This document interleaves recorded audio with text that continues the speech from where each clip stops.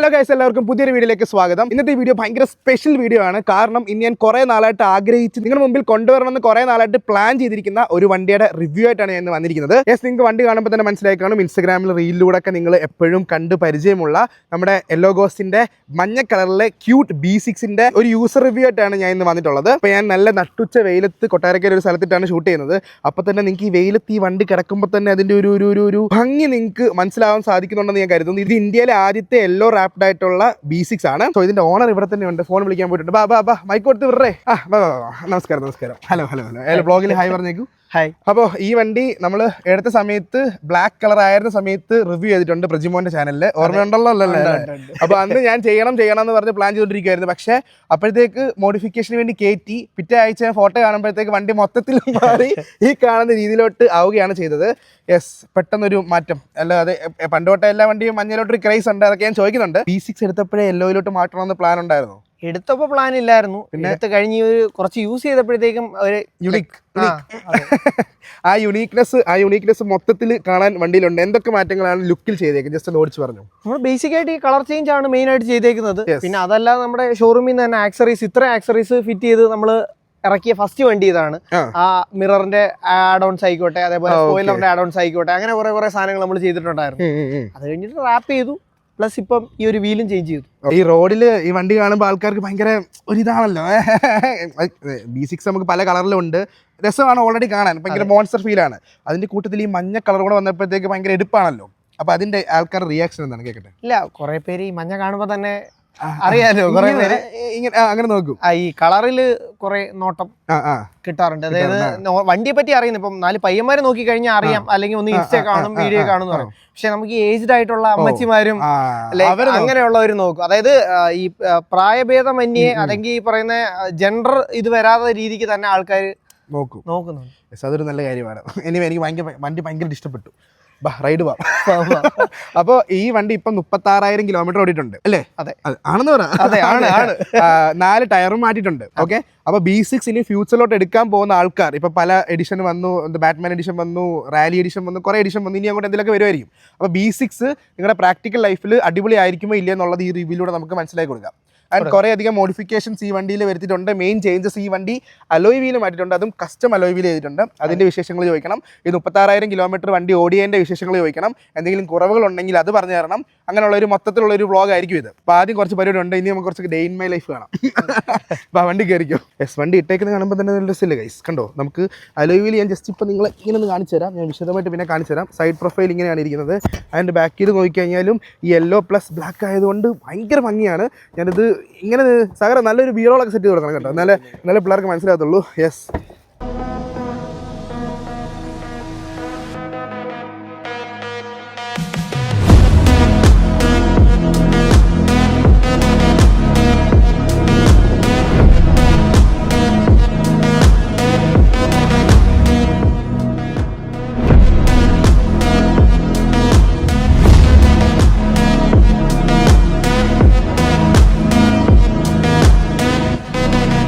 ഇന്റീരിയറിൽ stock തന്നെയാണ്. എനിക്ക് തോന്നുന്നു കുറച്ചുകൂടെ കഴിയുമ്പോൾ എന്തെങ്കിലും അപ്ഡേറ്റ് വരുമായിരിക്കുമല്ലോ ഇന്റീരിയറിൽ. ചെയ്യാം. കാരണം പുറത്ത് ഇത്രയും ചെയ്ത സ്ഥിതിക്ക് അകത്ത് കുറച്ച് കഴിയുമ്പോൾ ബാക്കി എല്ലാ വണ്ടികളിലും അങ്ങനെയാണല്ലോ. ഇതിനകത്ത് വലുതായിട്ട് ചെയ്യാനൊന്നും ആദ്യമൊന്നും തോന്നിയില്ല. പിന്നെ നമ്മൾ യൂസ് ചെയ്ത് വരുമ്പോഴാണല്ലോ ഓരോന്നോരോന്ന് മനസ്സിലാവും. അങ്ങനെ ഇതിപ്പോ നിലവിൽ ചെയ്യാനൊന്നും ഇല്ല. പിന്നെ എന്തെങ്കിലും ചെയ്യണമല്ലോ എന്നുണ്ടെങ്കിൽ ചെയ്യാനായിട്ട് കുറച്ച് കാരണങ്ങളുണ്ട്. ഓക്കെ, അത് ചെയ്യാം. ബൈ ദ ബൈ, എൻ്റെ ഇടയ്ക്ക് കല്യാണമൊക്കെ ഉറപ്പിച്ചെന്ന് കേട്ടു. ഉള്ളതാണോ എന്തോ? നീലക്കുയിലിന്റെ പേജിലൊക്കെ ഇങ്ങനെ കണ്ടേ. എന്താണ് വിശേഷം പെട്ടെന്ന്? ഇല്ല, കല്യാണം ഉറപ്പിച്ചു. വണ്ടിപ്രാന്തി തന്നെയാണോ? വണ്ടിപ്രാന്തി ഒന്നും അല്ല, എന്നാലും ആയി വരുവാണോ? അതെ, ആക്കിയെടുക്കണം. നമ്മളിനി ട്യൂൺ ചെയ്തെടുക്കണം. അതെ. ഈ ഫീൽഡിലുള്ള ആളെ അല്ലല്ലേ? അല്ല, വണ്ടിയായിട്ട് വലിയ ബന്ധമൊന്നുമില്ല. പക്ഷേ ഇഷ്ടമാണ്. എന്റെ ക്രൈസ് അതിനെ സപ്പോർട്ട് ചെയ്യുന്ന ഒരാളാണ്. നമ്മളിപ്പോ ബൈ ദ വേ ഒന്ന് കറങ്ങുന്നുണ്ട്. പറ്റുവാണെങ്കിൽ വ്ളോഗിൽ ഞാൻ കാണിച്ചു തരാം. അതുകൊണ്ട് പറഞ്ഞപ്പോ ചുമക്കുന്നു.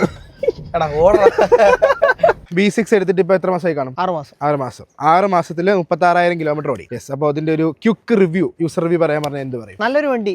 അതായത് ഒരു പ്രീമിയം കാറൊക്കെ യൂസ് ചെയ്ത അല്ലെങ്കിൽ നല്ലൊരു വണ്ടി യൂസ് ചെയ്തവർക്ക് പെട്ടെന്ന് ഒരു EV-യിലേക്ക് പോകാൻ നേരത്തെ വരുന്ന ബുദ്ധിമുട്ടുകൾ അറിയാമല്ലോ. കംഫർട്ട് വിഷയം വരും, സേഫ്റ്റി വിഷയം വരും. അങ്ങനെയൊക്കെ ഉള്ളവർക്ക്, ഒരു ഇന്നോവ പോലെയൊക്കെ ഉള്ള വണ്ടി യൂസ് ചെയ്തവർക്ക് വീട്ടിലൊരു വണ്ടിയായിട്ട് എക്കോണമി നോക്കി കൊണ്ട് നടക്കാൻ പറ്റുന്ന ഒരു ലാഭിക്കാൻ ഓക്കെ. അപ്പോൾ ഈ ഓട്ടോ ഉള്ളവരാണെങ്കിൽ ഓക്കെ പറയുമല്ലോ ഇപ്പൊ EV എടുക്കുന്നവർ ഓട്ടോ ഉണ്ടെങ്കിൽ മാത്രം എടുത്തിട്ടല്ലേ ലാഭമുള്ളൂ എന്ന് പറയുമല്ലോ. യെസ്. അപ്പോൾ ഏറ്റവും ഞാൻ ലാസ്റ്റ് ചോദിക്കാന്ന് വെച്ച ചോദ്യമാണ്, ഇപ്പോഴേ അങ്ങ് ചോദിച്ചേക്കാം. EV എടുക്കുന്നത് ഇപ്പം 2025-26 ലാഭമാണോ അല്ലേ? ലാഭമാണ്. അതെ. എങ്ങനെയൊക്കെയെന്ന് ചോദിച്ചു കഴിഞ്ഞാൽ, ഒന്ന് ഇന്ധനവില. നമുക്കിപ്പോൾ വീട്ടിൽ ഇത് EV എടുക്കുമ്പോൾ പ്രത്യേകം ഞാൻ പറയുന്നത് വീട്ടിലൊരു സോളാറും കൂടെ വെക്കണം. അതും കൂടെ വെച്ച് കഴിഞ്ഞാൽ പിന്നെ നമുക്ക് വേറെ ചിലവുകളോ കാര്യമൊന്നും ഇല്ല. നിലവിൽ ഈ വണ്ടി ഇപ്പം 3 സർവീസ് ചെയ്തു, ആകെ 4000 രൂപ, 5500 രൂപ മാത്രമാണ് സർവീസ് കോസ്റ്റ് വന്നിരിക്കുന്നത്. ഒരു ബുള്ളറ്റ് സർവീസിന് കൊണ്ടുപോയാൽ 3000 രൂപ 4000 രൂപ വരുന്ന കാലഘട്ടമാണ്. സോ പ്ലസ് ടയറിന്റെ എക്സ്പെൻസ് വരുന്നുണ്ട്, അതിലോട്ട് നമുക്ക് വരാം. അതെ, അതൊരു എക്സ്പെൻസ് ആണ്. അല്ലാതെ നോക്കാൻ നേരം എങ്ങനെ പോയാലും നമുക്ക് ഇപ്പൊ പെട്രോളിനെ ഡീസലിനെ വെച്ച് നോക്കിയാൽ പോലും, അതിന്റെ മെയിൻ്റനൻസ് വെച്ച് നോക്കിയാൽ പോലും ഇത് ഫാർ ബെറ്റർ ആണ്. ഇപ്പൊ എടുത്ത് 2 വർഷം കഴിഞ്ഞ് കൊടുക്കണം എന്നുള്ളവരോ അല്ലെങ്കിൽ കുറച്ച് വീട്ടിന്റെ ഫ്രണ്ടിൽ കിടന്നോട്ടെ എന്നുള്ളവർക്കോ പറ്റത്തില്ല, ഉപയോഗിക്കണം. EV ഇതാവത്തുള്ളൂ. അതെ. അപ്പോൾ 36,000 കിലോമീറ്റർ ഓടിയ ഒരു യൂസർ എന്ന നിലയിൽ വണ്ടിയിൽ തോന്നിയിട്ടുള്ള പോരായ്മകൾ ആദ്യം നമുക്ക് തുടങ്ങാം. എന്തൊക്കെയാണ് പോരായ്മകൾ? ഫസ്റ്റ് കാര്യം ടയറിന്റെ തന്നെയാണ്. അത് വണ്ടിയുടെ കാര്യം പറയാൻ പറ്റത്തില്ല, എങ്കിൽ പോലും ഞാൻ പറഞ്ഞു തരേണ്ട കാര്യമില്ലല്ലോ. എന്നെ 4 പ്രാവശ്യം വിളിച്ചു കേട്ടോ, എന്റെ ടയറിന്റെ സൈഡ് തീർന്നെന്ന് തോന്നുന്നു. ഞാൻ പറഞ്ഞു ഓടിച്ചോളാൻ പറഞ്ഞു. സംഭവം ഇത്രയും പവറുള്ള ഒരു വണ്ടി വെച്ച് നോക്കാൻ നേരം, എങ്കിൽ പോലും നമ്മൾ വീണ്ടും എഗെയിൻ നമ്മൾ എക്കോണമി നോക്കി എടുക്കാൻ നേരം ഒരു 10,000 കൂടെ അല്ലെങ്കിൽ ഒരു 5,000 കൂടെ കിട്ടിയിരുന്നു, ഒരു 30,000 കിട്ടിയിരുന്നെങ്കിൽ നല്ലതായിരുന്നു എന്ന് മേ ബി ടയറുകൾ വരാം. ഒരു ഐസ് എഞ്ചിനും അത്രയൊക്കെ നല്ലൊരു പവറുള്ള വണ്ടിക്ക് 30,000 അത്രേ കിട്ടുന്നു. അപ്പൊ അത് വെച്ച് പിന്നെ ഹാപ്പി ആയി പോയേനെ. അതെ, ഹാപ്പി ആയി പോയേനെ. ഇപ്പൊ എത്ര ടയർ മാറി നമ്മളിപ്പോ? 25,000 കിലോമീറ്ററില് ടയർ മാറി. പക്ഷെ 25,000 വണ്ടിക്ക് കൂടെ കുറച്ചുകൂടെ കിട്ടുമെന്ന് തോന്നിയായിരുന്നോ? 1000 അല്ലെ 2000 അതിന് മേലെ ഒന്നും കിട്ടാൻ ചാൻസ് ഇല്ല. 25 ബേസ് കിട്ടുമോ? 25 എങ്ങനെ ഓടിച്ചാലും 25 കിട്ടും. അതെ, ഞാൻ ഈ പറയുന്ന വേറൊരു കാര്യം, നമ്മുടെ നാട്ടിൽ ഇപ്പൊ എവിടെ റോഡ്, ഞാൻ ഈ വണ്ടി ഇപ്പൊ ഓടാത്ത ജില്ലകളില്ല, എല്ലാ ജില്ലയിലും ഓടിയിട്ടുണ്ട്. അപ്പൊ ഈ മലപ്പുറം കാലിക്കട്ടൊക്കെ പോകുമ്പോൾ റോഡ് പണി നടക്കല്ലേ, അപ്പൊ ഈ മെറ്റിൽ ഇതേപോലെ ഇപ്പൊ ഈ ഫ്ലോർ എന്താണോ കാണുന്നത് ഇതേപോലെ അവിടെ ഓടുന്നു. സോ മേ ബി നല്ല ഹൈവേയും കാര്യങ്ങളും ഒക്കെ വന്നു കഴിഞ്ഞാൽ മേ ബി ഒരു 5,000 വരെ, 5,000 ഇല്ല ഒരു 3,000 വരെയുള്ള ഡിഫറൻസ് വരാമെന്ന് പ്രതീക്ഷിക്കുന്നു. പിന്നെ വേറൊരു കാര്യം, ആദ്യം നമുക്കിത് എങ്ങനെ ഓടിക്കണ്ടേന്ന് അറിയില്ല ആദ്യത്തെ കുറച്ച് നാളുകളിൽ. അതെ, അങ്ങനെ കുറച്ച് കാര്യങ്ങൾ ഫുൾ ത്രോട്ടിലൊക്കെ അടിക്കാൻ 4 റൗണ്ട് വീല് കറങ്ങിയിട്ടൊക്കെ ഡ്രൈവിംഗ് സ്റ്റൈൽ കുറച്ച് EV ആയിട്ട് അഡാപ്റ്റ്. അതെ. അപ്പൊ ആയപ്പോ എന്തൊക്കെ ചേഞ്ചസ് ആണ് ഡ്രൈവിംഗ് സ്റ്റൈലിൽ കൊണ്ടുവന്നേക്കുന്നത്? നമ്മൾ ഈ നോർമൽ ഒരു ഐസ് എഞ്ചിൻ ഓടിക്കുന്ന പോലെ പെഡൽ റിയാക്ഷൻ, അതായത് നമ്മള് ഇതിനൊരു മര്യാദയുണ്ട്. അപ്പൊ ആ ഒരു രീതിക്ക് ചെയ്യുകയാണെന്നുണ്ടെങ്കിൽ നമുക്ക് ആദ്യമൊക്കെ എനിക്ക് ഭയങ്കര ബുദ്ധിമുട്ടായിരുന്നു. ഇതെടുത്തൊരു 1 വീക്ക് കഴിഞ്ഞപ്പോഴത്തേക്കും അയ്യോ അബദ്ധം കാണിച്ചു, ഇത്രയും പൈസ കൊടുത്ത് മണ്ടത്തരം കാണിച്ചു എന്നൊക്കെ തോന്നിപ്പോയി. പക്ഷെ അത് കഴിഞ്ഞിട്ട് പിന്നെ നമ്മൾ ഇതുമായിട്ടൊന്ന് അഡാപ്റ്റ് ആവൂലേ. ഏതൊരു സാധനമാണെങ്കിലും ഇപ്പോൾ ഒരു ഫോൺ വാങ്ങിച്ചാൽ പോലും നമ്മളൊരു 1 വീക്ക് എടുക്കുമല്ലോ അതുമായിട്ടൊന്ന്. അപ്പോൾ അങ്ങനെ ഒന്ന് മാറി വരാൻ എടുത്തൊരു ടൈം മാത്രമേ ഉള്ളൂ. അത് കഴിഞ്ഞിട്ട് കുറച്ച് പോരായ്മകൾ തോന്നിയിട്ടുണ്ടായിരുന്നു, അത് നമ്മൾ യൂസ്ഡ് ആയി. ഓക്കെ.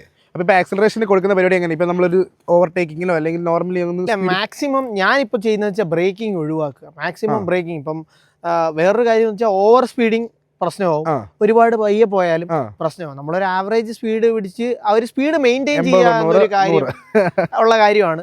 ഞാൻ 80 ഒന്നുമില്ല, ഞാനൊരു 100 ലോങ് ഒക്കെ പോകാൻ നേരം ഒരു 100 തന്നെ മെയിൻറ്റെയിൻ ചെയ്ത് പോകും. പിന്നെ എനിക്ക് നല്ലപോലെ ഓടിച്ചു കഴിഞ്ഞാൽ 510 കിട്ടിയിട്ടുണ്ട്.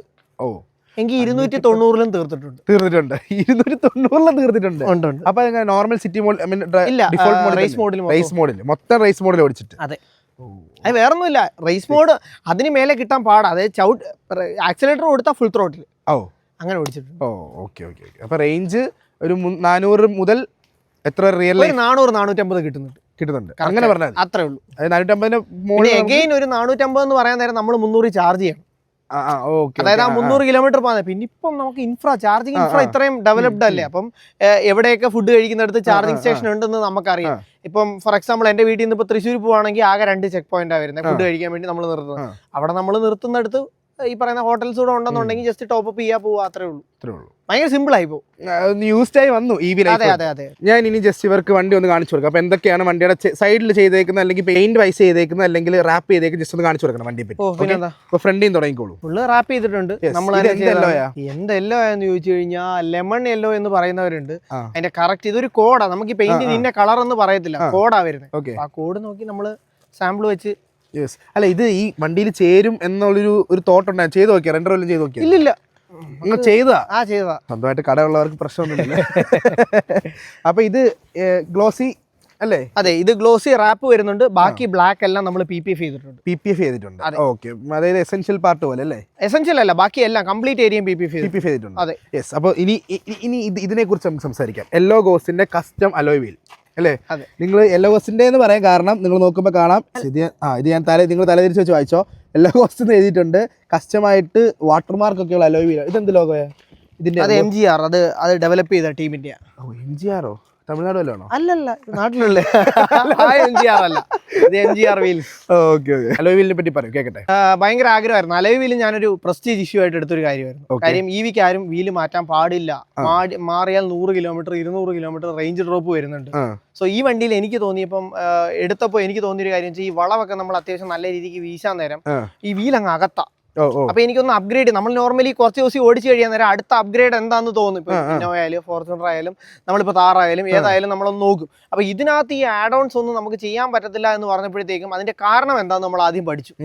അപ്പോ ഇതിന്റെ മറ്റേ എയറോഡൈനാമിക് വരുന്നതാണ്, അതേപോലെ തന്നെ എയറോ വീൽസ് അല്ലേ കപ്പൊക്കെ വെച്ചിട്ടുള്ള. അതെ, എയറോ വീൽസ് വരുന്നുണ്ട്. അപ്പൊ ആ വീലാണ് വെയിറ്റ് കുറവുള്ളതാണ്, ടയറിന് വെയിറ്റ് കുറവുള്ളതാണ് എന്നൊക്കെ ഒരുപാട് പറഞ്ഞു. അങ്ങനെ നമ്മൾ ആദ്യം ഇത് ചെയ്യണം എന്ന് പറഞ്ഞപ്പോൾ നമ്മൾ കോൺടാക്ട് ചെയ്തതാണ് MGR വീൽസിനെ. അപ്പോൾ അവരിങ്ങനെ സംസാരിച്ചപ്പോഴത്തേക്കും പറഞ്ഞു നമുക്ക് ബ്രോയ്ക്ക് കസ്റ്റം വീല് വേണമെങ്കിൽ നമുക്ക് അത് ചെയ്യാം എന്ന് പറഞ്ഞു. അപ്പൊ പിന്നെ നമ്മൾ ഇതുമായിട്ട് ബാലൻസ്, പിന്നെ ഇത് മൊത്തം ഞാനൊരു മോഡൽ അയച്ചു കൊടുത്തു.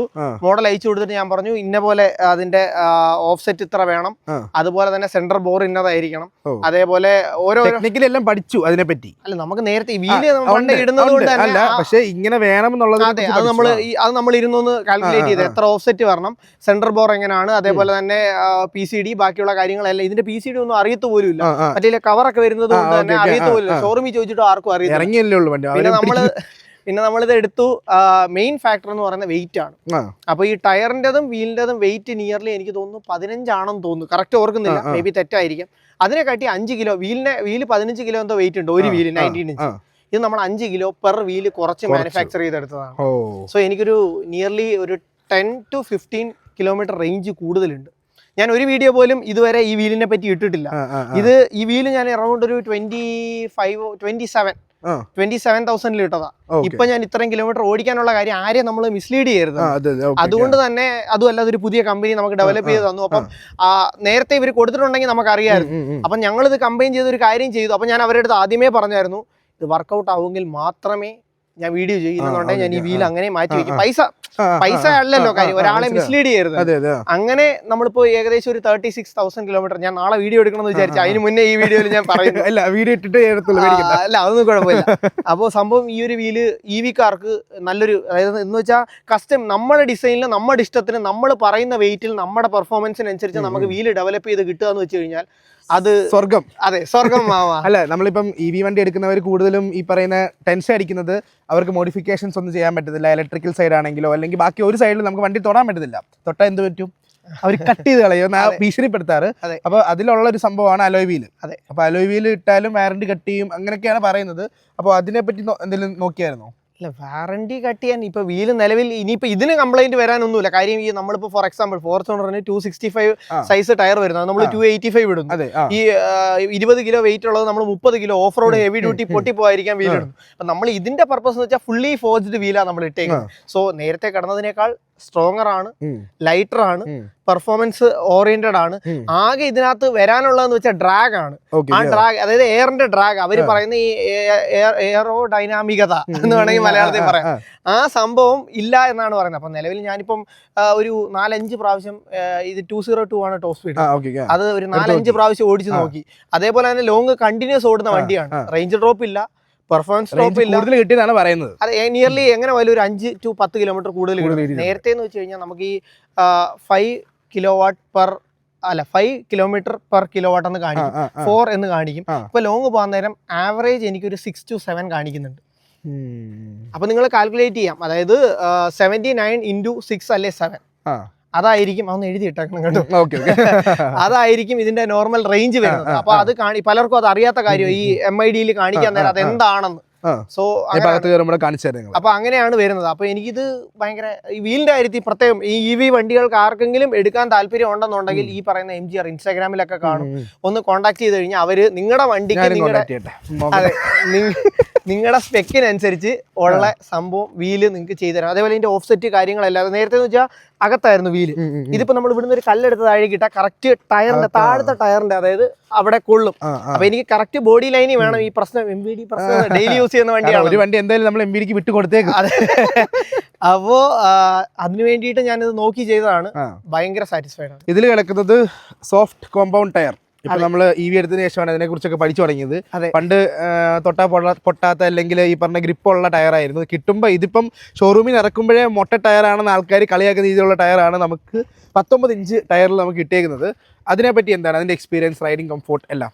ഇല്ല, ടെക്നിക്കൽ വൈസ് അവർ ഇതിനകത്ത് ഒരുപാട് അറിയാലോ. ഇപ്പൊ ആ വണ്ടി യൂസ് ചെയ്യാം, ടയറിന്റെ സെയിം ടയർ തന്നെ. അതെ, ബ്രേക്കിംഗ് ആയിക്കോട്ടെ, കംഫർട്ട് ആയിക്കോട്ടെ, എല്ലാം ഓക്കെയാണ്. സൗണ്ട് കുറവുണ്ട്, എല്ലാം ഓക്കെയാണ്. ബട്ട് എഗെയിൻ നമ്മളിപ്പോൾ ചില കാര്യത്തെ നല്ലതെന്ന് പറയാൻ നേരം ഇപ്പോൾ പവറുള്ള വണ്ടി വേണമെങ്കിൽ മൈലേജ് കോംപ്രമൈസ് ചെയ്യണം എന്ന് പറയുന്ന പോലെ തന്നെ ഇത്രയും കംഫർട്ടും സ്റ്റെബിലിറ്റിയും കാര്യങ്ങളും വേണം എന്നുണ്ടെങ്കിൽ ഈ ഒരു സോഫ്റ്റ് കോമ്പൗണ്ട് ടയറിലേക്ക് തന്നെ പോകണം എന്നാണ് ഞാനും പറയുന്നത്. ഓക്കെ, അല്ല ഇത് അലോയ് മാറ്റിയ സ്ഥിതിക്ക് അല്ലെങ്കിൽ ടയർ പുതിയ മേടിച്ച സ്ഥിതിക്ക് വേറെ ടയറൊക്കെ നോക്കായിരുന്നല്ലോ. എനിക്ക് ഒന്നാമത്തെ കാര്യം ഇത് അമ്മയുടെ ഒക്കെ വീട്ടിൽ ഡെയിലി യൂസിന് വേണ്ടിയിട്ട്, അതായത് 1.5 ലക്ഷം രൂപയുടെ ഡീസൽ ഐഡി കുറയ്ക്കാൻ വേണ്ടിയിട്ടെന്ന് പറഞ്ഞ് വാങ്ങിച്ച വണ്ടിയാണ്. അപ്പൊ നമ്മൾ അതിനകത്ത് ഈ വലിയ ടയറൂടെ വാങ്ങിച്ചിട്ട് മേ ബി കുറച്ചുകൂടെ ഷോ കിട്ടുമായിരിക്കും, അല്ലെങ്കിൽ വണ്ടിക്ക് കുറച്ചുകൂടെ എസ്തെറ്റിക് ലുക്ക് കിട്ടുമായിരിക്കും. പക്ഷെ നമ്മുടെ കാര്യം നടന്നു പോകണ്ടേ. അപ്പൊ അതുകൊണ്ട് ഞാൻ ആദ്യമേ തീരുമാനിച്ചാണ് എന്താണോ കമ്പനി പറയുന്ന റെക്കമെൻഡഡ് സൈസ്. ഈ വാറണ്ടിയുടെ കാര്യം പറഞ്ഞില്ലേ, അവര് പറഞ്ഞ റെക്കമെൻഡഡ് ടയർ സൈസ് മാത്രമേ നമ്മൾ ഇടുന്നുള്ളൂ. പ്ലസ് അവരിട്ട് തരുന്ന വീലിനേക്കാൾ 5 കിലോ കുറവുള്ള വീൽ. ഇനി അവർ ഏത് പോയിന്റിലാണ് നമ്മുടെ അടുത്ത് ഈ പറയുന്ന ഷോക്കോ ബുഷോ ഏതെങ്കിലും പോയെങ്കിൽ പറയണ്ടേ എന്നൊരു കാര്യം വരണം. നോർമലി എല്ലാരും ചെയ്യുമ്പോൾ അപ്സൈസ് ചെയ്യുമ്പോൾ വരുന്ന പ്രശ്നം അതാണ്. നമ്മളിത് അപ്സൈസ് ചെയ്തിട്ടില്ല, സെയിം ടയറാണ്. ആകെ നമ്മൾ ചെയ്തതെന്ന് വെച്ച് കഴിഞ്ഞാൽ ആ വീല് മാറ്റി കുറച്ച് നല്ല കാണാൻ രസമുള്ള എന്നാൽ വെയിറ്റ് കുറവുള്ള ഒരു വീൽ ഇട്ടു. അപ്പൊ പിന്നെ ആ ഒരു വഴിയിൽ പ്രശ്നം വരില്ല എന്ന് പ്രതീക്ഷിക്കാം. അതെ, സൈഡ് ആംഗിൾ നിങ്ങൾ നോക്കുമ്പോൾ ക്യാമറ അടുത്തോട്ട് വരുന്ന സമയത്ത് നമുക്ക് ഫുൾ റാപ്പ് ചെയ്തിട്ടുണ്ട്. ഇത് എത്ര വർഷം വാറണ്ടി ഉള്ള അവിടെ ഗോസിക്സ് തന്നെ ചെയ്തല്ലേ? നമുക്ക് 5 വർഷം, മെറ്റീരിയൽ എല്ലാം 5 ഇയർ വാറണ്ടി. യെസ്, താഴോട്ടിറങ്ങി സാറ് ഇറക്കത്തിൽ നിന്ന് ബാക്ക് കാണാം. എനിക്ക് ഈ B6-ന്റെ ഫ്രണ്ട് വശത്തെക്കാട്ടി കൂടുതൽ ഈ വണ്ടിയുടെ ഇഷ്ടം എനിക്ക് ഇതിന്റെ ബാക്ക് സൈഡാണ്. എന്താണെന്ന് ചോദിച്ചാൽ എനിക്ക് അറിയത്തില്ല. ഈ ഒരു അല്ലേ അല്ലേ ഏതാ അതെ, റിയർ. ഇതൊക്കെ എക്സ്ട്രാ ആക്സറീസ് ആയിട്ട്. ഇനി കുറച്ച് പേഴ്സണൽ ചോദ്യം ചോദിക്കാം. അല്ല, വേറെ പേഴ്സണൽ ഒന്നുമില്ല. ഈ നമ്പർ 666 Go6 Garage. ഓക്കെ, ബ്രാൻഡിനെ പറ്റി കൂടെ ചോദിച്ചേക്കാം. എന്ത് നമ്മള് വീഡിയോക്കകത്ത് വന്നല്ലേ. അപ്പോൾ എന്തുകൊണ്ട് കാർ വാഷിംഗ് ഈ ഒരു ഫീൽഡിലോട്ട് വന്നു, ആൻഡ് എന്തുകൊണ്ട് ഈ 6, ആൻഡ് എന്തുകൊണ്ട് യെല്ലോ? 3 പറഞ്ഞു. ഫോർച്യൂണർ ബുക്ക് ചെയ്ത സമയത്ത് ഷോറൂമിൽ നിന്ന് കളർ ചേഞ്ച് ചെയ്ത് തരാൻ പറ്റുമോ എന്ന് ചോദിച്ചപ്പോൾ ആദ്യം അവർ പറ്റില്ല എന്ന് പറഞ്ഞു. പിന്നെ അവർ ചെയ്തു തരാമെന്ന് പറഞ്ഞു. അങ്ങനെ ചെയ്തപ്പോൾ ഏത് കളർ എന്നൊരു ഓപ്ഷൻ വന്നു. അപ്പോൾ ഇങ്ങനെ പ്ലാൻ പണ്ട് മുതലേ 66 അല്ലെങ്കിൽ ഏതെങ്കിലും ഒരു 6 വീട്ടിലെ വണ്ടികളിലുണ്ടായിരുന്നു.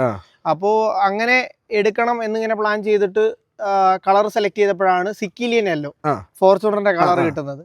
അപ്പോൾ അത് ചെയ്തു വന്ന് വണ്ടിക്ക് 6666 നമ്പറും എടുത്തു. അപ്പൊ അറിയാലോ, ഇപ്പൊ നമ്മൾ ഇവിടെ ഒന്ന് സംസാരിക്കാൻ പോലും കാരണം ആ വണ്ടി. അപ്പൊ അതിന്റെ ഗോസ്റ്റ് 6, അതായത് ഗോസ്റ്റ് വണ്ടിയുടെ പേര്, 6 നമ്പർ, ഗാരേജ്. അങ്ങനെ കിട്ടതാണ്. 3 ചോദ്യത്തിന് ഒറ്റ ഉത്തരമായിട്ട് പറഞ്ഞു. അപ്പൊ പിന്നെ അങ്ങോട്ടുള്ള എല്ലാ വണ്ടിയിലും അതെ, എല്ലാ വണ്ടിയിലും അത് ലക്കി നമ്പർ 6 ആയിട്ട് മാറി. അതെ. ഓക്കെ, ഇനി EV യൂസർ എന്ന് പറഞ്ഞു. EVയിൽ നല്ല ലോങ് പോകുന്ന ആളാണ്. എനിക്ക് ഓരോ സ്ഥലത്ത് രാവിലെ വിളിച്ച തിരുവനന്തപുരം, വൈകിട്ട് വിളിച്ച കൊച്ചി, ആ ഒരു മൂഡിൽ ട്രാവൽ ചെയ്യുന്ന ആളാണ്. അപ്പോൾ പുറത്തെ ചാർജിങ്ങിൻ്റെ ഇഷ്ടംപോലെ ചാർജേഴ്സ് ഉണ്ട്, ഇഷ്ടംപോലെ ചാർജിങ് ആപ്ലിക്കേഷൻസ് ഉണ്ട്, ഇഷ്ടംപോലെ ബ്രാൻഡുകളുണ്ട്. നമുക്ക് ഫോണിൽ ചറബറ ആപ്ലിക്കേഷൻസ് ആയിരിക്കും. അപ്പോൾ ഈ പുറത്ത് ചാർജ് ചെയ്തിട്ട് എക്സ്പീരിയൻസ് ഡെയിലി EV യൂസർ എന്ന നിലയിൽ ഞാൻ കൂടുതലായും നമ്മുടെ ചാർജ് മോഡ് അറിയാലോ, എല്ലാവരും, അതായത് EV യൂസ് ചെയ്യുന്ന എല്ലാവരും യൂസ് ചെയ്യുന്ന ഒരു ആപ്പാണ്. അപ്പോൾ അവരുടെ തന്നെയാണ് ബഡ്ജറ്റ്. നമ്മൾ കൂടുതലായിട്ട് അതാണ് യൂസ് ചെയ്യുന്നത്. കാര്യം എന്ന് വെച്ച് കഴിഞ്ഞാൽ ചാർജിങ് ഇൻഫ്ര, അതായത് അതുമല്ല ആപ്പ് യൂസ് ചെയ്യാൻ ഭയങ്കര എളുപ്പമാണ്. ഈ പല ആപ്പുകളും ഞാൻ പേരെടുത്ത് കുറ്റം പറയുന്നില്ല ഒരാളുടെ, പല ആപ്പുകളും ജസ്റ്റ് പ്ലഗ് ഇൻ ചെയ്തിട്ട് ഊരാൻ നേരം 10 രൂപ പോയി, 15 രൂപ പോയി. ഇന്ന് വരെ ചാർജ് മോഡിൽ ചാർജ് ചെയ്തില്ല. എനിക്ക് അങ്ങനെ ഒരു പ്രശ്നം വന്നിട്ടില്ല. രണ്ടാമത്തെ കാര്യം എന്ന് വെച്ച് കഴിഞ്ഞാൽ ചാർജിങ് സ്റ്റേഷൻസ് കണ്ടുപിടിക്കാൻ ആപ്പ് ഓപ്പൺ ചെയ്താൽ അതിനകത്ത് വരും നിയർ ബൈ ചാർജിങ് സ്റ്റേഷൻ. അതിനകത്ത് നമുക്ക് ഫിൽട്ടർ ചെയ്യാം, EV മാപ്പ് ആഡ് ചെയ്യാം. സോ അങ്ങനെയൊക്കെ അതെ, റൂട്ട് പ്ലാൻ ചെയ്യാം. അപ്പൊ അങ്ങനെയൊക്കെ ഉള്ളതുകൊണ്ട് എനിക്ക് അത് കുറച്ച് ഞാൻ കൂടുതലായിട്ട്, അതായത് ഈ വണ്ടിയിൽ ഇപ്പോൾ ഫോർ എക്സാമ്പിൾ ഒരു 1000 കിലോമീറ്റർ ഓടാൻ ചാർജ് ചെയ്തിട്ടുണ്ടെങ്കിൽ അതിന്റെ ഒരു 900 കിലോമീറ്ററും ഈ പറയുന്ന അങ്ങനെ ചാർജ് മോഡ് വഴിയാണ്. പിന്നെ അതാണ് നമുക്ക് കൂടുതലും സപ്പോർട്ടും കാര്യം. 12 മണിക്ക് വിളിച്ചാൽ പോലും ഫോൺ എടുക്കാനാണ്. വേറെ ഞാൻ യൂസ് ചെയ്ത് വിളിച്ചിട്ടില്ല. പിന്നെ അഗൈൻ നമ്മുടെ ഇൻഫ്ര ഭയങ്കരമായിട്ട് മാറി വരികയാണ്. പല സ്ഥലത്തും പല ഇതായിട്ട് വരികയാണ്. അപ്പോൾ EV എടുത്താൽ നേരത്തെ ഞാൻ എടുത്തപ്പോൾ ഉള്ള ഇൻഫ്ര അല്ല ഇപ്പോൾ. അല്ല അന്നൊക്കെ ഈ റേഞ്ച് ആങ്സൈറ്റി എന്ന് പറഞ്ഞ സാധനം ഉണ്ടല്ലോ. അപ്പൊ അന്ന് നമുക്ക് വണ്ടിയുടെ റേഞ്ച് അറിയത്തില്ല, ഇത്രയും കിലോ വാട്ടുള്ള ബാറ്ററി നമ്മൾ ഉപയോഗിച്ചിട്ടില്ല. ടിയാഗോ നെക്സോൺ വരെയൊക്കെ നമ്മൾ കണ്ടിട്ടുണ്ട്. അപ്പൊ ഇപ്പൊ പെട്ടെന്ന് ഇങ്ങനെ സാധനം കൊണ്ട് ഇറക്കിയിട്ട് ലോങ് 500 കിലോമീറ്റർ പറഞ്ഞാലും നമുക്ക് അത്രയും കിട്ടുന്നൊന്നും അറിയില്ല. പക്ഷെ ലോങ് പോകുമ്പോൾ എങ്ങനെയായിരുന്നത്? ഇല്ല, ആദ്യമൊക്കെ ഭയങ്കരമായിട്ട് ഞാൻ 1% ഇതിൽ കോഴിക്കോട് ടൗണിൽ കൂടെ ചാർജർ തപ്പി നടന്നിട്ടുണ്ട്. അന്നൊക്കെ അടിച്ച ടെൻഷൻ ഉണ്ടല്ലോ. അന്ന് അമ്മയുണ്ടായിരുന്നു. അമ്മ വഴിയെ പോയ അടി വാങ്ങിച്ച പോലെ അവസ്ഥ എന്നൊക്കെ പറഞ്ഞ് ഒരുപാട് കളിയാക്കിയിട്ടുണ്ടായിരുന്നു.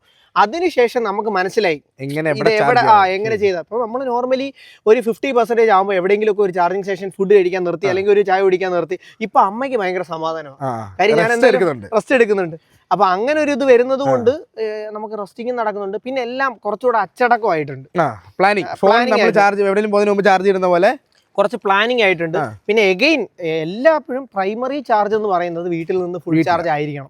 ഒരു ട്രിപ്പിന് ഫോർ എക്സാമ്പിൾ നമുക്കിപ്പോൾ പുറത്തൊരു 2000 രൂപയ്ക്ക് ചാർജ് ചെയ്യുമെങ്കിൽ അത് വീട്ടിൽ ചാർജ് ചെയ്യുമെങ്കിൽ 700 രൂപ സംതിങ്ങേ വരത്തുള്ളൂ. അതും സോളാർ ഉണ്ടെങ്കിൽ ഇല്ല, ഒരു പൈസ ഇല്ല. അതായത് അങ്ങനെ നമുക്ക് കിട്ടുകയാണെന്നുണ്ടെങ്കിൽ അത് മാക്സിമം യൂട്ടിലൈസ് ചെയ്യാം. എഗെയിൻ ഞാൻ പല വീഡിയോയിലും പറയുന്ന പോലെ ഒരു റബ്ബർ ബാൻഡ് ടൈപ്പ് പോകുന്ന ഒരാൾക്കാണെങ്കിൽ ഡെയിലി ഞാൻ 150 കിലോമീറ്റർ ട്രാവൽ ചെയ്യുന്നുണ്ട്. From A to B 300 kilometre ഉണ്ട്. സ്വർഗമാണ്, 1 രൂപ ചെലവില്ല. പോകുന്നു, വന്ന് ചാർജ് ചെയ്യുന്നു. സോളാർ കൂടെ ഉണ്ടെങ്കിൽ ഓക്കെയാണ്. പിന്നെ നമ്മളെപ്പോലെ ഈ ഒരു ട്രിപ്പ് 5-6 ദിവസം കഴിഞ്ഞ് വരുന്നവർക്കാണ് ഇനിഷ്യൽ ചാർജിങ് മാത്രം ആദ്യത്തെ ഒരു 500 കിലോമീറ്റർ അല്ലെങ്കിൽ 400 കിലോമീറ്റർ മാത്രം ഇവിടെ പോകുന്ന പോലെ, അതായത് ലൈക്ക് ഫ്രീ ഓഫ് കോസ്റ്റിന് കിട്ടും. ബാക്കി വരുന്നത് നമ്മൾ എവിടെയെങ്കിലും ഒക്കെ ചാർജ് ചെയ്തേ പറ്റും. അപ്പോൾ ഞാൻ ചോദിക്കുന്നത്, ഈ പുറത്ത് പോയി ചാർജ് ചെയ്യുമ്പോൾ ഒരു 40 മിനിറ്റ് ഒക്കെ സമയം എടുക്കുമല്ലോ, ഇതിനൊക്കെ എങ്ങനെ ടൈമിംഗ് എടുക്കില്ല? 40 മിനിറ്റിന് ആക്കില്ല നമ്മൾ. അല്ലെങ്കിൽ പിന്നെ ഇപ്പോൾ ഫോർ എക്സാമ്പിൾ 40 മിനിറ്റ് അല്ലെങ്കിൽ 30 മിനിറ്റ് നമ്മൾ ചാർജ് ചെയ്യണമെന്നുണ്ടെങ്കിൽ ഇപ്പോൾ വയനാട് പോവുകയാണെങ്കിൽ നമ്മൾ സ്ഥലത്തിന്റെ പേര് അല്ലെങ്കിൽ ഞാൻ പറയാം, അത് ആഡ് ചെയ്താൽ മതി. അപ്പോൾ താഴെ, അതായത് നമ്മുടെ താമരശ്ശേരിക്ക് താഴെ അതിന്റെ അടുത്ത് നമ്മൾ ചാർജ് ചെയ്യും. അവിടെ ഒരു 120 കിലോ വാട്ടിന്റെ ഒരു ചാർജർ ഉണ്ട്. അപ്പൊ ആ 120 കൊണ്ട് നമ്മൾ ചാർജ് ചെയ്യാം. അവിടെ ഒരു 40 മിനിറ്റ്സ് ചെയ്താൽ ഫുൾ ചാർജ്. പിന്നെ നമുക്ക് കയറാം, 100 ആവും. അപ്പൊ പിന്നെ നമുക്ക് കയറാം. അപ്പൊ അത് നമ്മൾ പ്ലാൻ ചെയ്യും. അല്ലാതെ ഒന്നും ഫുൾ ചാർജ് മെയിൻലി ഈ വീഡിയോ എല്ലാവർക്കും പറഞ്ഞു കൊടുക്കുക, ഈ 100 ആക്കിക്കൊണ്ട് ഓടാൻ നിൽക്കരുത് ഫാസ്റ്റ് ചാർജിങ്ങിൽ പോയിട്ട്. ഫോർ എക്സാമ്പിൾ നിങ്ങൾ ഒരു 160 കിലോ വാട്ട് ചാർജറിൽ കയറുകയാണെന്നുണ്ടെങ്കിൽ ഫ്രം 20 to 80 മാത്രമേ 160 നിങ്ങൾക്ക് കിട്ടൂ. അത് കഴിഞ്ഞ് നേരെ 45 വരും. എന്തിനാ അടുത്ത ഒരാളുടെ ചാർജിങ്ങിന്റെ? ഞാൻ സിമ്പിൾ ആയിട്ട് പറഞ്ഞു, 60 കിലോ വാട്ടിന്റെ ചാർജറിൽ കയറി ആ എക്സാമ്പിൾ എല്ലായിടത്തും 160 ഇല്ല. അതെ, 60 കിലോ വാട്ടിന്റെ ചാർജറിൽ കയറിയ 20 മുതൽ 80% ചാർജ് വരുന്നതിനിടയ്ക്ക് മാത്രമേ നിങ്ങൾക്ക് ഈ 60% കിലോ വാട്ട് സ്പീഡിൽ കിട്ടത്തുള്ളൂ. അത് കഴിഞ്ഞ് നേരെ 45 പോകും. പിന്നെ 10 പോകും. പിന്നെ അതായത് അത് 90 ആവാൻ നേരം നേരെ 25 വരും. പിന്നെ 95 ആവാൻ നേരം 10 വരും. അങ്ങനെ അതായത് ഇപ്പൊ 20 to 80 നിങ്ങൾക്ക് ഒരു 30 മിനിറ്റ്സ് കിട്ടുന്നുണ്ടെങ്കിൽ അടുത്ത 30 മിനിറ്റ് വേണം 80 to 100 ആവത്തില്ല, 98 സ്റ്റക്ക് ആവും. ആ ടൈം നിങ്ങൾക്ക് സേഫ്, അതായത് കുറയ്ക്കാൻ വേണ്ടിയിട്ട് ഏറ്റവും ബെറ്റർ എന്ന് പറയുന്നത് സേഫ്, നമുക്ക് സേവ് ചെയ്യാൻ പറ്റും. അത് അതിന് വേണ്ടിയിട്ട് ഏറ്റവും ബെറ്റർ ആയിട്ട് ചെയ്യാൻ പറ്റുന്നത് 80 നിർത്തുക, അടുത്ത എവിടാന്ന് വെച്ചാൽ പോവുക. ഒരു ചായ കുടിക്കുന്ന ടൈം മതി, 10 മിനിറ്റ് മതി. അതുമല്ല ഇപ്പൊ എല്ലായിടവും മിനിമം 60 കിലോ വാട്ട് ആയിട്ടുണ്ട്. അതിൽ താഴെയുള്ളതൊക്കെ ആൾക്കാർ പറിച്ചു മാറ്റി പുതിയത് വെക്കാൻ തുടങ്ങി. സിറ്റിയിലൊക്കെ 90 ആയി. 90 ഒക്കെ ഉണ്ടെങ്കിൽ സ്വർഗ്ഗമാണ്. 90 ഒക്കെ എന്ന് വെച്ച് കഴിഞ്ഞാൽ ഒരു 35-40 മിനിറ്റ്സ് ഉണ്ടെങ്കിൽ. അതേപോലെ തന്നെ എഗെയിൻ ഞാൻ പറയുന്ന ഒരു 30 കിലോ വാട്ടി താഴേക്ക് കൊണ്ടുവരാതിരിക്കും. 30% താഴെ. അതെ, 30% താഴേക്ക് കൊണ്ടുവരാതിരിക്കുക. കാര്യം എന്ന് വെച്ച് കഴിഞ്ഞാൽ എനിക്ക് പറ്റുന്ന ഒരു കപ്പെന്ന് വെച്ച് കഴിഞ്ഞാൽ ഇപ്പൊ ഈ ഓടി വരാൻ നേരം, ഫോർ എക്സാമ്പിൾ ഞാനിപ്പം കണ്ണൂരിൽ നിന്ന് ഓടി വരികയാണെന്നുണ്ടെങ്കിൽ പത്തനംതിട്ട എത്താൻ നേരം ഒരു 30 ഒക്കെ ഉള്ളെങ്കിൽ വീട് എത്താൻ നേരം 6-5 ഒക്കെ കാണും. അത് വണ്ടിക്ക് ദോഷമാണ്. പിന്നെ വേറൊരു കാര്യം, ഞാനിപ്പം വീട്ടില് 1 മണിക്കൊക്കെ വരാൻ നേരം വഴി നിർത്തി അരമണിക്കൂർ ചാർജ് ഇട്ട് പറ്റുമോ? ആ ഒരു സ്ട്രെച്ചിൽ പോയി വീട്ടിൽ പോയി ഉറങ്ങാനേ നോക്കുന്നു. അപ്പൊ അതിനിപ്പോ ഞാൻ ചെയ്യുന്നതെന്ന് വെച്ച് കഴിഞ്ഞാൽ ഒരു 5 മണി 6 മണിയാകുമ്പോൾ എവിടെയെങ്കിലും ഒന്ന് ടോപ്പ്. അതുകൊണ്ട് വീട്ടിൽ വരുമ്പോൾ 30%. സോ അങ്ങനെയുള്ള കാര്യങ്ങൾ ഒന്ന് മനസ്സിലാക്കി നമ്മളൊന്ന് പ്ലാൻ ചെയ്തൊന്ന് യൂസ് ചെയ്ത് കഴിഞ്ഞാൽ പൊന്നു പോലെ കൊണ്ട് നടക്കാൻ സാധനം 100%. നമുക്ക് ഭയങ്കര സന്തോഷം വരും. നമുക്ക് പുറത്ത് പോകാനും ട്രാവൽ ചെയ്യാനും ആരെങ്കിലും കൊണ്ടുപോകാനൊക്കെ തോന്നുന്നു. ഇല്ല, ഇത് നമ്മൾ ഈ വികാരം ഒന്ന് മാറ്റി വെച്ചാൽ, വണ്ടിപ്പിരാന്ന് പറയുന്നത് ഇപ്പൊ പലരെയും കളിയാക്കുന്ന ഒരു കാര്യമാണ്. നമ്മൾ ഇതിനപ്പുറം, അതായത് വണ്ടി ഐസ് എഞ്ചിൻ എന്ന് വെച്ചാൽ ജീവന് തുല്യം സ്നേഹിച്ചോണ്ട് ഇപ്പോഴും അങ്ങനെ തന്നെയാണ്. എങ്കിൽ പോലും പ്രാക്ടിക്കാലിറ്റി, ഇപ്പം നമുക്ക് വികാരം കൊണ്ട് ചോറ് കഴിക്കാൻ പറ്റത്തില്ലല്ലോ. അല്ലെങ്കിൽ നമ്മുടെ വണ്ടിപ്രാന്ത് വെച്ച് മാത്രം, വണ്ടിപ്രാന്ത് കൊണ്ടാണ് ഇതെല്ലാം എങ്കിൽ പോലും അത് മാത്രം വെച്ച്. അതെ, ഇപ്പൊ നമ്മൾ ബിസിനസ്സിന് ഓടാൻ നേരം ഇപ്പൊ ഒരു കസ്റ്റമർ നമ്മൾ ജസ്റ്റ് ഒന്ന് കാണാനെന്ന് പറഞ്ഞ് വിളിക്കുകയായിരിക്കും. നമുക്ക് ചിലപ്പോൾ 10,000 രൂപ ചെലവ് വരും. പക്ഷെ നമ്മളൊരു കമ്പനി നടത്തുമ്പോൾ നമ്മളവിടെ പോയേ പറ്റുള്ളൂ. ഇപ്പൊ എന്താ പോവാം, അല്ലെങ്കിൽ മാനേജറെ വിടാം, വണ്ടി എടുത്തു പൊക്കോ, ബുദ്ധിമുട്ടില്ലല്ലോ. എഗൈൻ വീട്ടിൽ നിന്ന് അടുത്തുള്ളതൊക്കെ ആണെങ്കിൽ വണ്ടി ചെലവില്ല. ഡെയിലി ഞാനൊരു വണ്ടി എടുക്കുന്നില്ലെങ്കിൽ ഈ വണ്ടി എടുത്തോണ്ട് പോക്കോ എന്ന് പറയാൻ നമുക്ക് വരുന്നത് മുതലാക്കാൻ പറ്റിയൊരു സാധനം. അതെ, ആ ഒരു പോയിന്റ് ഓഫ് വ്യൂല്. എന്നാൽ ഫണ്ടിന്റെ കാര്യം ഞാൻ അങ്ങോട്ട് ചോദിക്കാം. വീട്ടിൽ ചാർജ് ചെയ്യുമ്പോൾ എങ്ങനെ ടൈമിംഗ് ഒക്കെ? വീട്ടില് 8 മണിക്കൂർ. രാത്രി ചാർജിന് ഇട്ട് കഴിഞ്ഞാൽ രാവിലെ അത് രാത്രി ഒരു 10 മണിക്ക് ഇട്ട് കഴിഞ്ഞാൽ എന്റെ 11 കിലോവാട്ടാ. 11.3 കിലോവാട്ട്. 11.3 കിലോവാട്ട്. ഒരു 11 മണിക്കൊക്കെ ഇട്ട് കഴിഞ്ഞാൽ രാവിലെ ആകുമ്പോൾ ഞാൻ എത്ര ടൈമൊന്നും എക്സാക്ട് നോക്കിയിട്ടില്ല, പക്ഷെ രാവിലെ ആകുമ്പോൾ ഫുള്ളാവും. ഒരു 8-10 മണിക്കൂറിനുള്ളിൽ എന്തായാലും 10 ഒന്നും പോയിട്ടില്ല. 7 to 8 മണിക്കൂർ. അതായത് 10% താഴെ. അതാണെങ്കിൽ ചിലപ്പോൾ രാവിലെ ഒരു 7 മണി വരെയൊക്കെ ചാർജ് ചെയ്യുന്ന കാണാം. ഒരു 9 മണിക്കൂറൊക്കെ എടുക്കും. അതെ. ഓക്കെ, വീട്ടിലത് പ്രശ്നമില്ല, നമ്മൾ ഉറങ്ങി എഴുന്നേൽക്കുമ്പോഴത്തേക്ക് റെഡി ആയിക്കോളും. വീട്ടിൽ ചാർജർ വെച്ചിട്ടുണ്ട്. എത്ര കിലോവാട്ടിന് സോളർ വെച്ചേക്കുന്നത്? 15. പിന്നെ അതും പ്രശ്നമില്ല, അതൊന്നും ചോദിക്കേണ്ട അല്ലേ, അതൊന്നും ചോദിക്കേണ്ട ആവശ്യമില്ല. 5 കിലോവാട്ട് വെക്കുന്നവർ പിന്നെയും കഷ്ടി അങ്ങോട്ടും ഇങ്ങോട്ടൊക്കെ എന്തെങ്കിലും ചേഞ്ചസ് വരിക. 5.5 കിലോവാട്ട് വെച്ചേക്കുന്നത്. അത് വെച്ചിട്ട് 75 കിലോവാട്ട് തികയാത്ത സിറ്റുവേഷൻ ആണ് ഇപ്പം. അപ്പോൾ ഇത് വീട്ടിൽ വേറെ EV ഒന്നും ഇത് മാത്രമേ ഉള്ളൂ. അപ്പോൾ അതിന് ചിലപ്പോൾ മൊത്തത്തിൽ വെച്ചേക്കണം, വീടും എല്ലാം കൂടെ മൊത്തത്തിൽ വെച്ച്. അപ്പോൾ പിന്നെ സീനില്ല. അപ്പോൾ EVയുടെ സർവീസ് കോസ്റ്റിനെ പറ്റി നമ്മൾ സംസാരിച്ചു. വലിയ സർവീസ് കോസ്റ്റ് ഒന്നും ഇല്ല. അപ്പോൾ നമുക്ക് ഇതിനകത്ത് ചിലവ് വരുന്നത് ടയറിന്റെ കേസിലാണ്. നേരത്തെ ഇതിനകത്ത് ഉപയോഗിച്ചിരുന്നത് MRFന്റെ ടയർ ആയിരുന്നു, ഇപ്പം ഗുഡിയറിന്റെ ടയറാണ്. ഗുഡിയർ ടയർ ഒരു ടയർ എത്ര രൂപ കിട്ടി കാണും? ഇപ്പൊ ഞാൻ 80,000 ആയി 4 ടയർ മാറി. 80,000? അതെ, ഗുഡിയറിന്റെ ടയറിന് 80,000. അതെ, 80. ആക്ച്വലി ഞാൻ 80 അയച്ചു കൊടുത്തത് നമ്മുടെ തന്നെ ഒരു കടയാണ്. അപ്പൊ നമ്മൾ 80 അയച്ചു കൊടുത്തു. മേ ബി 1000-2000 കുറഞ്ഞു കാണും. എന്റെ വണ്ടികളെല്ലാം മാറി തിരിഞ്ഞു, ഒരു വണ്ടി അവിടെ കാണും എപ്പോഴും. അതുകൊണ്ട് ഞാൻ 80 അയച്ചു കൊടുത്ത് നിയർലി ഇൻ ബിറ്റ്വീൻ 75 to 80,000 ആയിട്ടാണ്. 4 ടയർ മാറ്റുമ്പോൾ ഒരുമിച്ച് മാറ്റണമെന്നുണ്ടോ? ഞാൻ അങ്ങനെ തന്നെയാണ്. ഫ്രണ്ടിന്റെ ടയറും പോയായിരുന്നോ? അല്ല, ഞാൻ റൊട്ടേറ്റ് ചെയ്യും. ഇപ്പൊ പോലും ഇത് 10,000 കിലോമീറ്റർ ആയിട്ടുള്ളൂ. 5,000 കിലോമീറ്ററിൽ ഫ്രണ്ടിൽ കിടന്നെടുത്ത് ബാക്കിൽ ഇട്ടായിരുന്നു. ക്രോസ് ഇട്ടിട്ടുണ്ട്.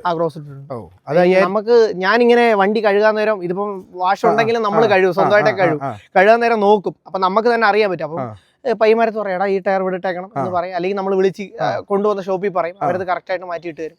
ഈ ഒരു കാര്യം മാത്രം കറക്റ്റായിട്ട് നോക്കുക. ഒരാഴ്ച കഴിഞ്ഞ് നോക്കാമെന്ന് വിചാരിച്ചാൽ തീർന്നു. ഒരാഴ്ച കൊണ്ട് മാറ്റങ്ങൾ സംഭവിക്കും. ഇന്നിപ്പോ കണ്ട നാളെ മാറ്റിയേക്കുക, അത്രേ ഉള്ളൂ. അപ്പൊ EV ടയർ ലൈഫ് കൂട്ടാൻ വേണ്ടിയുള്ള ടിപ്പ് എന്ന് പറയുന്നത് 5000 കിലോമീറ്ററിൽ അലൈൻമെന്റ് ചെയ്യുക, ബാലൻസ് ചെയ്യുക, ടയർ റൊട്ടേഷൻ. അത് എത്ര കിലോമീറ്റർ കൂടുമ്പോ? 5000 ടയർ റൊട്ടേഷൻ എന്ന് പറയുന്നത്. ഇനി വേറൊരു കാര്യം, ടയർ റൊട്ടേഷൻ എന്ന് പറയുമ്പോൾ ടയർ റൊട്ടേഷൻ എന്ന് പേര് കേൾക്കും, പലർക്കും അറിയില്ല അതെന്താണ്. ഈ ഫ്രണ്ടിലെ ടയർ ഈ ഒരു ഏരിയയിൽ കൂടുതൽ തേഞ്ഞിട്ടുണ്ടെങ്കിൽ ഈ ടയർ നേരെ എടുത്ത് ഓപ്പോസിറ്റ് അങ്ങ് ഇട്ട് കഴിഞ്ഞാൽ ആ ടയർ എടുത്ത് വിട്ട് കഴിഞ്ഞാൽ പ്രശ്നം തീർന്നു. അതാണ് ടയർ റൊട്ടേഷൻ. ഈ അലൈൻമെന്റും ബാലൻസിങ്ങും പ്രോപ്പർ ആയിട്ട് ചെയ്യാൻ ടൈം ഇല്ലാത്തവർക്ക്, ഓട്ടം കൂടുതലായിട്ടുള്ളവർക്കൊക്കെ ആണെന്നുണ്ടെങ്കിൽ ഈ റൊട്ടേഷനിൽ തന്നെ പകുതി മാറി കിട്ടും. ടയർ തിരിച്ചിടുമ്പോൾ തന്നെ പിന്നെ അലൈൻമെന്റ് കൂടുതലായിട്ട് വെട്ടി കഴിഞ്ഞാൽ ഓരോ ടയറിനെയും അത് ബാധിക്കുകയും ചെയ്യും, തിരിച്ച് ബാധിക്കും. എങ്കിൽ പോലും എല്ലാ 5000 അലൈൻമെന്റും ഈ പറയുന്ന റൊട്ടേഷനും ബാലൻസിങ്ങും. എവിടെ ഏറ്റവും കൂടുതലും തേയുന്ന പോലെ തോന്നിയിട്ടുള്ള സൈഡാണോ സെന്റർ? അല്ല, ഓൾവേസ് സൈഡേ തേയുന്നു. നമ്മുടെ ഈ കേരളത്തിലെ റോഡിന്റെ ഒരു വിസ്തീർണം അനുസരിച്ച്, അതെ, അതിന്റെ ഒരു ഘടന വെച്ചിട്ട് നമുക്ക് ഈ എഡ്ജസ് എല്ലാം കൂടുതലായിട്ട് കാര്യം നമുക്ക് കയറ്റം വരുന്നുണ്ട്, ഇറക്കം വരുന്നുണ്ട്, ചരിവ് വരുന്നുണ്ട്, തിരിവ് വരുന്നുണ്ട്. റോഡിന് തന്നെ സ്റ്റെബിലിറ്റി ഇല്ലാത്ത റോഡാണ്. അതെ, അതുകൊണ്ട് തന്നെ ഈ സൈഡ് വാള് അതിന്റെ ആ സോഫ്റ്റ് കോമ്പൗണ്ട് ആയതുകൊണ്ട് തന്നെ പെട്ടെന്ന് പോകും. പക്ഷേ പലരുടെയും തെറ്റിദ്ധാരണയാ. എന്നെ വിളിച്ചു കേട്ടോ, എന്നെ വണ്ടി എടുത്ത് 2000 കിലോമീറ്റർ ആയപ്പോഴത്തേക്ക് എന്റെ ടയർ തീർന്നു. ഞാൻ പറയും, പോടാ എന്റെ വണ്ടി വെക്കുന്നു പറഞ്ഞു. സംഭവം ഒന്നുമില്ല. എന്നിട്ട് ആ ടയർ പോയില്ലേ, ടാറ്റ പറഞ്ഞു പോയില്ലേ, അതാ ഒരു ടയറാ. അപ്പൊ ഇത് എനിക്കും ഭയങ്കര ഇതായിരുന്നു, ഡൗട്ടായിരുന്നു. അപ്പൊ ഞാനും ഇതിന്റെ മഹേന്ദ്ര ആയിട്ടുള്ള ആൾക്കാരും ഒക്കെ ആയിട്ട് വിളിച്ചു ചോദിച്ചപ്പോ അത് കുഴപ്പമില്ല. അല്ല, ഞാൻ നമ്മൾ അനുഭവിച്ചാണല്ലോ, ഇനി വരരുതെന്ന് വെച്ചല്ലേ പറയണ്ടേ. അതിനുശേഷം പിന്നെ 25,000 കിട്ടിയപ്പോഴും 5000-ലായപ്പോഴും സെയിം സൈഡ് ഹോളിന്റെ തന്നെയാണ് ലുക്ക് സെയിം. പക്ഷെ നമുക്ക് പെട്ടെന്ന് ഒരു പുറത്തുനിന്ന് കാണുമ്പോൾ ഇല്ല. ഞാൻ ഇതിന്റെ 25,000 ടയർ മാറി ഒരു 27-28 ഈ വീല് മാറി. ഈ വീല് മാറാൻ നേരം ആ കടയിൽ കൊണ്ട് ചെന്നപ്പോൾ ചേട്ടൻ പറഞ്ഞു, ടയർ മാറാറായല്ലോ.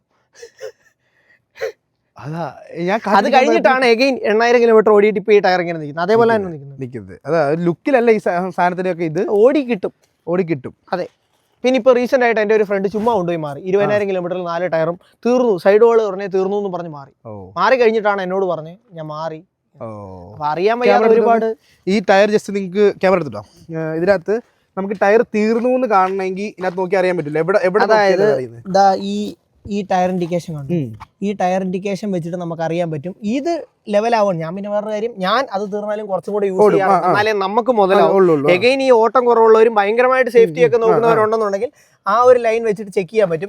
ഈ സൈഡ് വാൾ നിങ്ങൾ നോക്കണ്ട. EV ടയറിൽ നോക്കണ്ട. അല്ല, ഇത് എപ്പോ വേണമെങ്കിലും പോകാം. ഈ ഒരു ലൈൻ എന്ന് പറയുന്നത് എപ്പോ വേണമെങ്കിലും പോകാം. അത് നമുക്ക് പറഞ്ഞ് നിൽക്കാം. അത് ഓരോരുത്തരുടെ വണ്ടിയുടെ ഉപയോഗം അനുസരിച്ച് നമ്മുടെ തിരിയും അതെ, പിന്നെ ഈ ലെഫ്റ്റ് സൈഡ് കൂടുതലായിട്ട് തേയുന്നതിന്റെ ഞാൻ മനസ്സിലാക്കിയ ഒരു കാര്യം എന്ന് വെച്ചാൽ ഈ പുതിയ വണ്ടി നമ്മൾ എടുക്കാൻ നേരം മാക്സിമം നമ്മൾ നല്ലപോലെ ഓടിക്കുന്നു, സേഫ് ആയിട്ട് ഓടിക്കുന്നു. അപ്പൊ എന്ത് റോഡ് വിട്ട് വെളിയിലാണ്. ഈ റോഡ് വിട്ട് ഈ വണ്ടിക്ക് ഏറ്റവും വലിയ ടയറിന്റെ ഏറ്റവും വലിയൊരു ബുദ്ധിമുട്ടാണ്. ഫോർ എക്സാമ്പിൾ നമ്മൾ റോഡിൽ കൂടെ ഒരു 100 കിലോമീറ്റർ ഓടുകയാണെന്നുണ്ടെങ്കിൽ അത് വെച്ചിട്ട് 25,000 കിട്ടുമെന്നുണ്ടെങ്കിൽ ഇത് മണ്ണിൽ കൂടെ ഓടുന്നുണ്ടെങ്കിൽ 15 തീർന്നു. അതായത് ഈ മണ്ണിലാവാൻ നേരം അത്രയും ഇത് കൂടുതൽ കടന്ന് കറക്കും. ഈ പറയുന്ന ഈ ഒരു ക്വിക്ക് റെസ്പോൺസ് വരാൻ നേരം ഇപ്പൊ തന്നെ നമ്മൾ ഇവിടെ തിരിച്ചിട്ടു 2 വീല് കറങ്ങിയില്ലേ, അത്രേ ഉള്ളൂ. അപ്പൊ എന്നും പറഞ്ഞാൽ നമുക്ക് ഹാർഡ് ടയർ ഇടാനും പറ്റത്തില്ല. ഇല്ല, ഇട്ട് കഴിഞ്ഞാൽ റേഞ്ച് ഡ്രോപ്പ് പോയി. വേറൊരു കാര്യം, നമ്മൾ അതിൻ്റെതായിട്ടുള്ള അതുമായിട്ട് ചേർന്ന് നമ്മൾ കുറെ ഒക്കെ അഡ്ജസ്റ്റ് ചെയ്യണം. നമ്മൾ പിടിക്കുന്നിടത്ത് അല്ലെങ്കിൽ നമ്മൾ വിചാരിക്കുന്ന പോലെ ഈ സാധനം കൊണ്ടു നടക്കണം എന്ന് വിചാരിച്ചാൽ പറ്റത്തില്ല. അത് അതിന്റെ പണിക്ക് പോകും. അതെ അതെ, അതതിന്റെ പാടിനോ. സോ അങ്ങനെ നമ്മൾ കുറച്ച് കാര്യങ്ങൾ നമ്മൾ നോക്കേണ്ടതായിട്ടുണ്ട്. ഫുഡ് അടിക്കാൻ വന്നു. വ്ളോഗ് കാണിച്ചിട്ടില്ല. Hello hello hello hi, welcome to my vlog YouTube channel. ഇതാണ് ഇതാണ് കല്യാണം കഴിക്കാൻ പോകുന്ന 2 കപ്പിൾസ് അല്ലേ? യെല്ലോ കോസ്റ്റും യെല്ലോ ഗോസ്റ്റിയും. അലീന അല്ലേ? എന്താ ചെയ്യുന്നേ? ഞാൻ നേഴ്സാണ്. പക്ഷെ ഇപ്പൊ പണിയല്ല. അല്ല, പക്ഷെ ഇപ്പം വ്ളോഗർ പരിപാടിയാണ്. കയറിയോ. അപ്പോൾ നമ്മൾ കുറച്ച് ഫുഡ് അടിക്കാൻ വേണ്ടി എത്തിയിരിക്കുകയാണ്. നമ്മുടെ വണ്ടി ബാക്കിൽ പാർക്ക് ചെയ്തിട്ടുണ്ട്. ഇനി ചെന്നിട്ട് നമുക്ക് കഥ പറയാം. നമുക്ക് ചിക്കൻ 65 കഴിക്കാം. എടുക്കും. അത് ഏത് ചടങ്ങ്? അല്ല, കഴിച്ചോളാൻ പറഞ്ഞ. ശരി ഗൈസ്.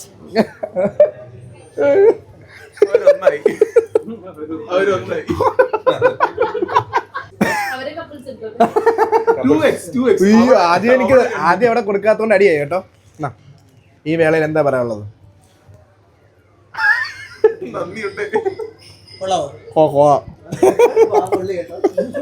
അങ്ങനെ നമ്മൾ ഓർഡർ ചെയ്ത ഫുഡ് വന്നിട്ടുണ്ട്. ഫുഡ് വ്ളോഗ് ചെയ്യുന്ന കുറെ ആൾക്കാർ ഇവിടെ ഉണ്ട്.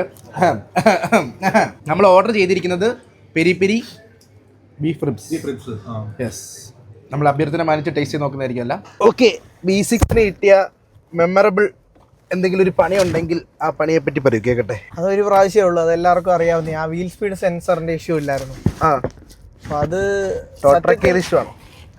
അതെ, അത് ആ ഫ്ലാറ്റ് ബെഡ് ചെയ്ത ആ ഒരു സംഭവം എന്ന് വെച്ച് കഴിഞ്ഞാൽ അത് വലിയ പ്രശ്നമൊന്നും ഇല്ലായിരുന്നു. ഒരു വീൽ സ്പീഡ് സെൻസറിന്റെ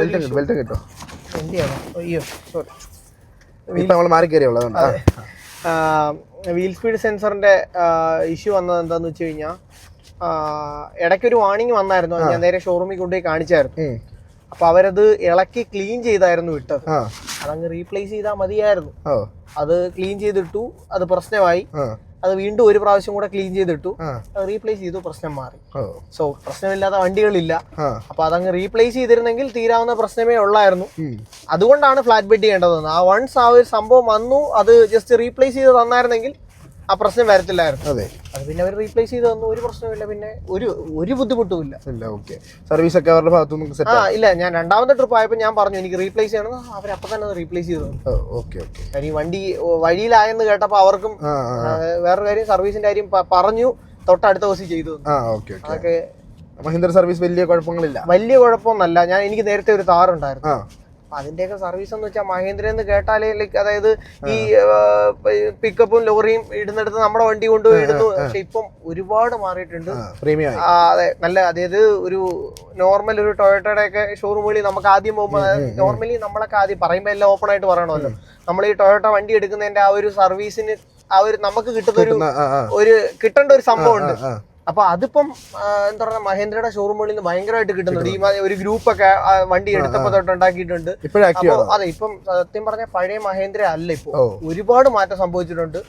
അപ്പോ നമുക്ക് തന്നെ തോന്നും ലൈക്ക് ഒരു ഇന്ത്യൻ കമ്പനിയുടെ സർവീസ് ആണോ ഈ കിട്ടുന്നതെന്ന് തോന്നുന്ന വിധത്തിൽ മെച്ചപ്പെട്ടിട്ടുണ്ട്. എനിക്ക് തോന്നുന്നു നിലവിലുള്ള ഇന്ത്യൻ കമ്പനികളിൽ വെച്ച് ഏറ്റവും ബെസ്റ്റ് സർവീസ് ഇപ്പൊ കൊടുക്കുന്നത് മഹേന്ദ്ര ആയിരിക്കും.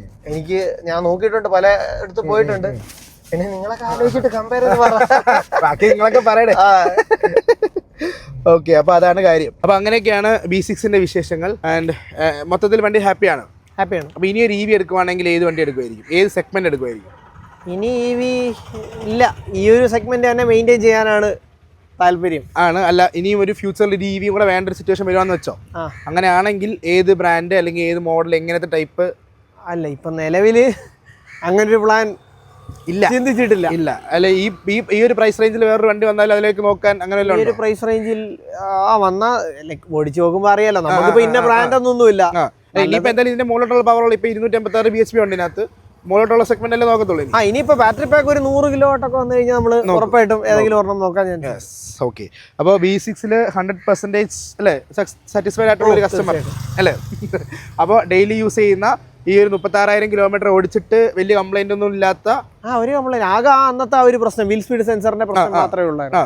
അത് മാത്രമേ ഉള്ളൂ, ബാക്കി ഓൾമോസ്റ്റ് എല്ലാ കാര്യങ്ങളിലും ഹാപ്പി എല്ലാം ഓക്കെ. യെസ്. അപ്പോൾ B6 പുതിയതായിട്ട് എടുക്കാനുള്ളവരോട് എന്താ പറയാനുള്ളത്?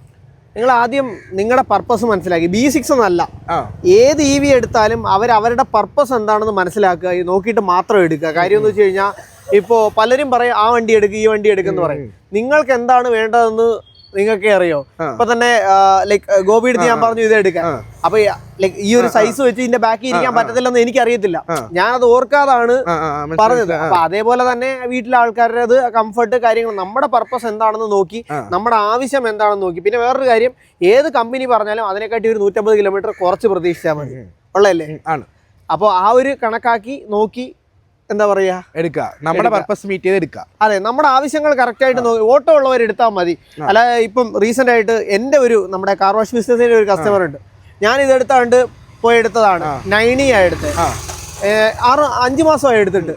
വണ്ടി ആകെ ഓടിയിരിക്കുന്നത് 3000 കിലോമീറ്റർ 6 മാസം കൊണ്ട്. എന്തിന്?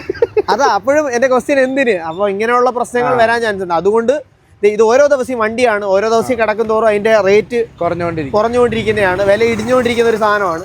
അപ്പോൾ നമ്മൾ ചെയ്യേണ്ട ഒരു കാര്യം എന്ന് വെച്ച് കഴിഞ്ഞാൽ നമ്മുടെ പർപ്പസ് എന്താണോ. ഇപ്പം എനിക്ക് ഉറപ്പായിട്ടും അറിയായിരുന്നു ഞാൻ എടുത്തു കഴിഞ്ഞാൽ ഓടാൻ പറ്റും, ഒരു വർഷത്തിൽ 50,000 കിലോമീറ്റർ എങ്കിലും ഓടാൻ പറ്റും. അപ്പം 6 മാസമായി, 6 മാസത്തിൽ നമ്മൾ 1.5 മാസം പൊളിച്ചിട്ടത് കൊണ്ട്, അല്ലെങ്കിൽ ഇത് ചെയ്യാൻ വേണ്ടി കിടന്നത്. അതെ, അതുകൊണ്ട് പിന്നെ കുറച്ച് എന്താ പറയാ, നമുക്ക് വേറെ വണ്ടികളും ഉള്ളത് കൊണ്ടാണ് ഇത് പോകുന്നത്. അല്ലെങ്കിൽ ഇപ്പൊ നമുക്ക് ഈസി ആയിട്ട് 40,000 കിലോമീറ്റർ ക്രോസ് ചെയ്യാം, 40 അല്ല 50 ക്രോസ് ചെയ്യായിരുന്നു. യെസ്, അപ്പോൾ ഇതൊക്കെയാണ് B6-ന്റെ വിശേഷങ്ങൾ. അപ്പോൾ എന്തായാലും anyway thank you so much. നമ്മൾ കുറേ നാളായിട്ട് എനിക്ക് ഒന്ന് 2 മാസമായി കാണും, 2 മാസത്തിൽ കൂടുതൽ, അതിൽ കൂടുതലായി നമ്മൾ പ്ലാൻ ചെയ്തിരിക്കുന്നുണ്ടായിരുന്നു വണ്ടിയുടെ റിവ്യൂ എടുക്കണമെന്ന്. അപ്പോൾ ആദ്യം ബ്ലാക്ക് കളറിൽ എടുക്കാമെന്ന് വിചാരിച്ചു, എന്നാൽ പിന്നെ പോട്ടെ കളർ മാറ്റട്ടെ, അത് കഴിഞ്ഞെടുക്കാമെന്ന് വെച്ചു. അത് കഴിഞ്ഞിട്ട് അലോയ് വീൽ മാറ്റി, അങ്ങനെയുള്ള കാര്യങ്ങൾ. ആ പട്ടി നമ്മളെ നോക്കി കുറയ്ക്കുന്നത് കേട്ടോ. അപ്പോൾ അങ്ങനെയുള്ള കാര്യങ്ങളൊക്കെ ആയതുകൊണ്ടാണ് ഡിലേ ആയത്. എനിവേ ഈ ഒരു റിവ്യൂ നിങ്ങൾക്ക് യൂസ്ഫുൾ ആയെന്ന് പ്രതീക്ഷിക്കുന്നു. കുറേയധികം കാര്യങ്ങൾ ഇതിൽ കവർ ചെയ്തിട്ടുണ്ട്. എനിവേ പുതിയൊരു വീഡിയോ ആയിട്ട് കാണാം ഗൈസ്. ബൈ പറഞ്ഞേക്ക്. ബൈ.